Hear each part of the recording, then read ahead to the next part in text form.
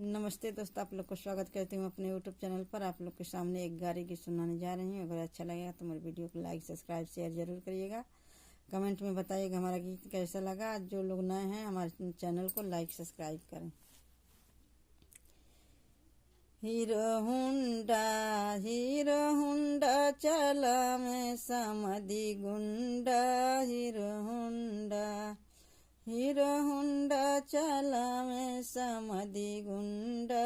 Hero Honda बहना अपने बहना के बैठा में पूरा शहर घुमा में, चाट चाउमीन खिया में, अपने यार से मिलवा में। हीरो हुंडा चला में दूल्हे गुंडा।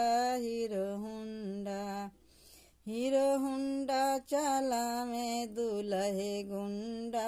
हीरो हुंडा अपने बहनी के बैठा में पूरा शहर घुमा में, चाट चाउमीन खिया में, अपने यार से मिलवा में। हीरो हुंडा चला में दूल्हे गुंडा।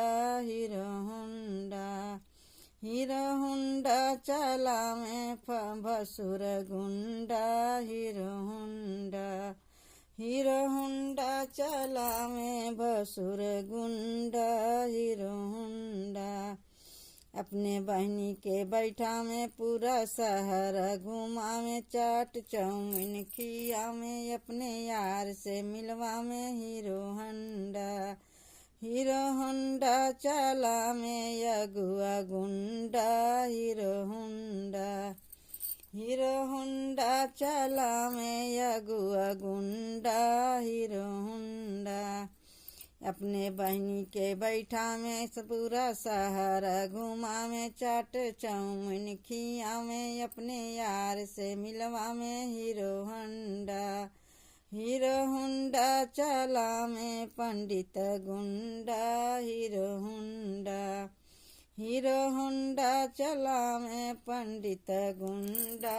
हीरो हुंडा अपने बहनी के बैठा में पूरा शहर घुमा में, चाट चाउमीन खिया में, अपने यार से मिलवा में।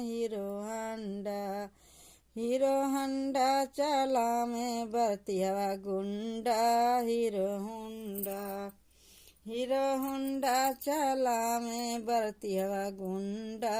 हीरो हुंडा अपने बहनी के बैठा में पूरा शहर घुमा में, चाट चाउमीन खिया में, अपने यार से मिलवा में।